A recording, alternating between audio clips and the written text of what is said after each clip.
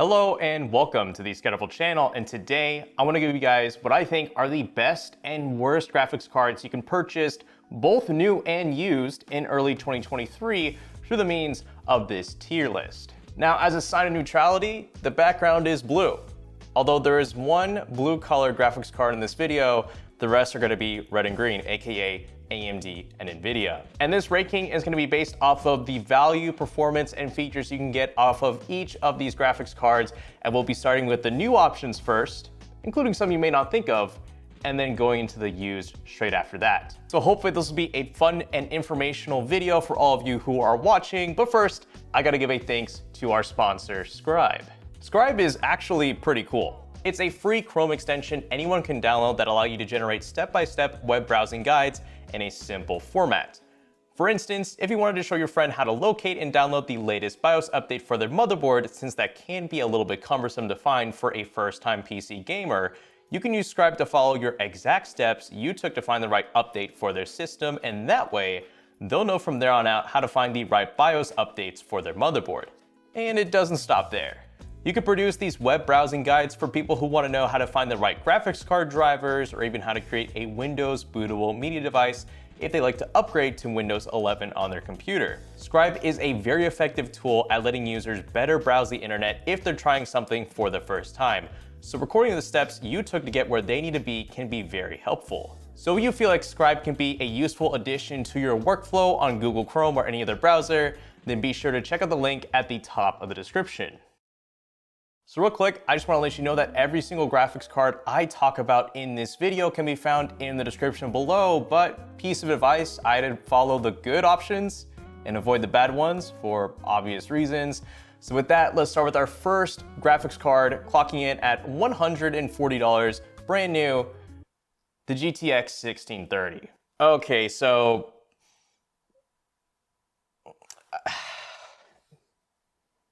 this graphics card sucks. nvidia had some leftover 16 series dies on them from the 1650, and they decided to give us this, the 1630. I already made a video on it, you're welcome to check it out, but it's not only a terrible graphics card, but just a very ominous business move from nvidia. We are being left out from the low end for graphics cards in the brand new market, and while that may not sound bad now, it will be in the future once these hit the used market. So there's nothing else more to say than the 1630 is gonna go into the Garbo tier.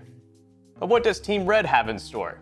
Well, for the same price, you can get the Radeon RX 6400. Same VRAM, 4 gigs of VRAM, but the story's a little bit different for these lower end 6000 series cards. These are technically mobile graphics cards that you'd find in laptops, just remade for the desktop, and they do have some PCI lane limitations. So it's best to run these in PCI Gen 4.0. If you run them in PCI Gen 3.0, it's not a good time. That said, the 6400 is kind of a neat graphics card because it does come in a low profile variant if you wanted to reuse this in, say, a Dell Optiplex. But let's be real, it's still a very crappy card. And it's also gonna go into the Garbo tier with the 1630, but it's gonna go above it because it is a faster graphics card. But after that, we have the slightly more expensive RX 6500 XT, and it's a very similar story to the 6400, but fortunately this time around, it's actually kind of okay in terms of performance, but the downfall of it is the price. Right now, I think it's running for about 170 to 180 used. Sometimes it discounts down to 150, which is okay, but as you'll see later on in this video, that's actually a really terrible deal. So it's going above Garbo tier to D tier. But as I promised, there's actually a third option in this video from Team Intel. I don't know if you guys noticed, but they released a $140 graphics card back in the summer of 2022 called the Intel Arc A380. At launch, it wasn't that good.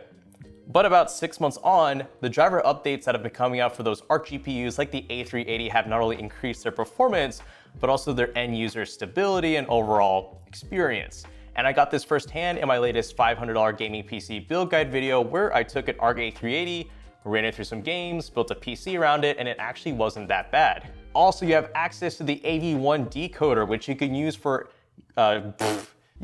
recording your games at some of the highest quality with the lowest file sizes, and potentially stream at a really high quality, but with a low bandwidth.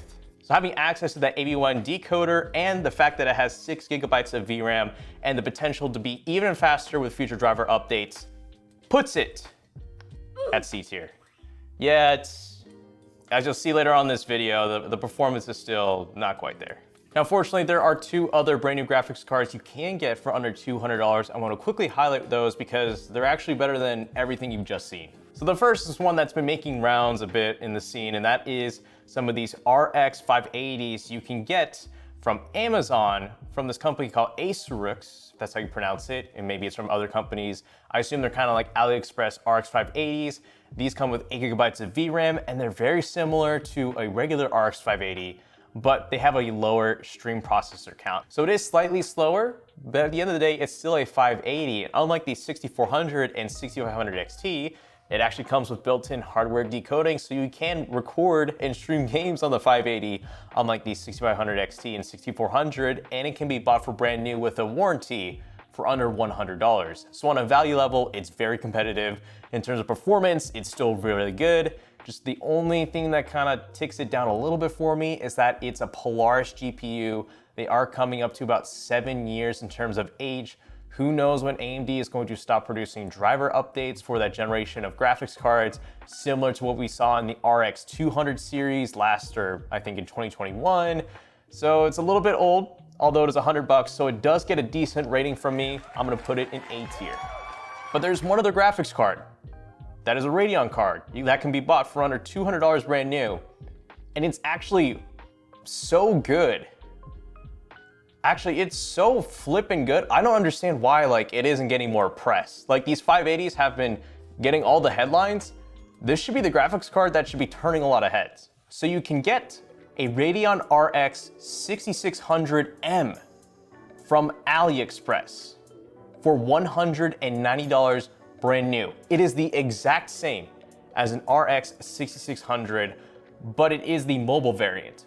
But that said, the stream processor count, the VRAM, and most of the characteristics of the RX 6600M are exactly the same as the RX 6600 desktop. And in fact, it's faster. It's weird, I know. It's for under $200, that should be the graphics card I should be recommending my build guides. It just happens to be from AliExpress. If you live here in the States, it's gonna have a long shipping time, but it's a faster RX 6600 while costing about $40 less. It doesn't make sense, which is why I'm putting it in S tier. Really good for the value, being brand new. However, like I said, we are gonna cover used graphics cards, and that's where the real value and performance is at. So let's start with Team Green. So starting at about $100 used on eBay right now, or whatever your used retailer website is, you can get the GTX 1650. That's what I've seen it mostly for. And let's be real, when the 1650 came out, it wasn't the best budget graphics card.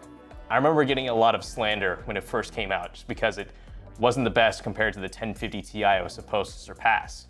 And because of that, and with how many other used graphics cards we're about to cover, it gets a D tier below the 6500 XT.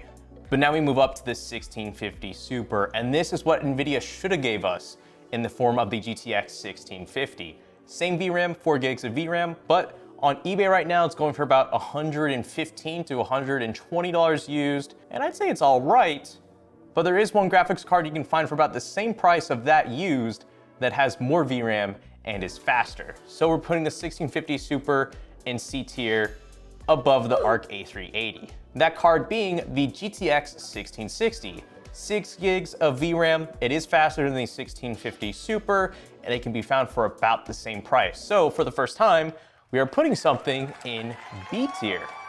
And then for the next step up from that, we can find the GTX 1660 Super. This was actually probably nvidia's last really good price to performing graphics card they ever released, because ever since then, it's been just really mediocre from nvidia.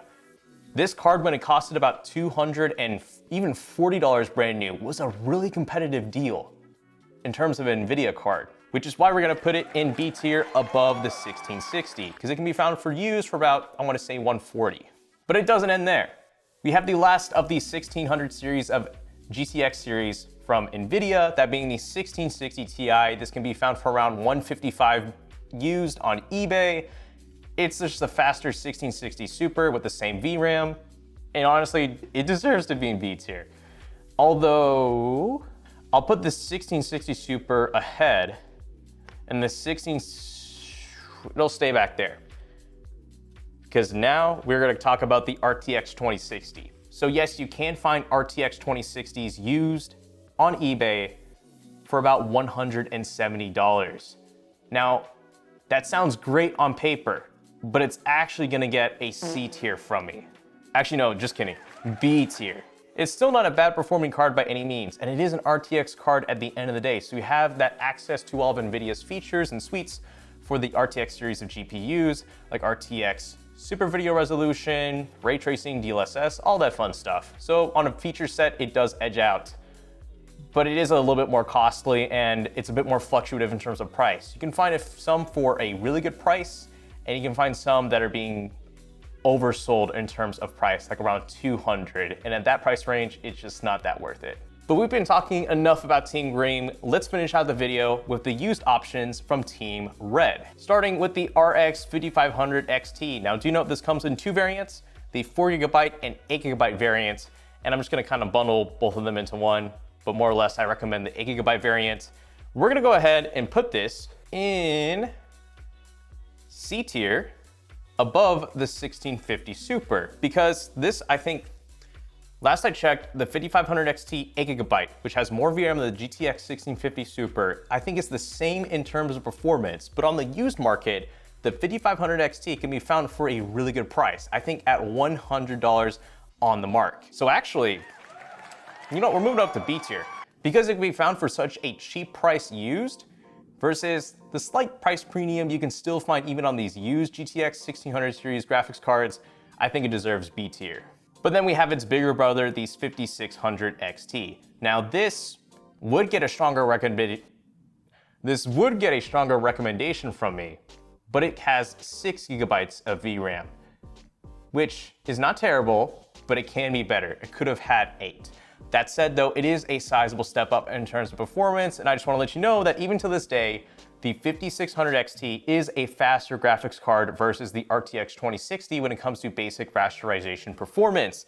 And because it's faster than the RTX 2060 and can be had for much less, I think around 150 used, we're putting this in A tier. But now to close out the video, the Big Daddy has finally shown up. It is actually criminal. It is straight up, yeah, it is criminal for how hard this graphics card has been flying under the radar. Okay, I get it. Sure, a lot of miners bought them to mine Ethereum with them. Sure, they probably got a lot of use for that reason. But because of that, there are so many of them out there and they aren't selling.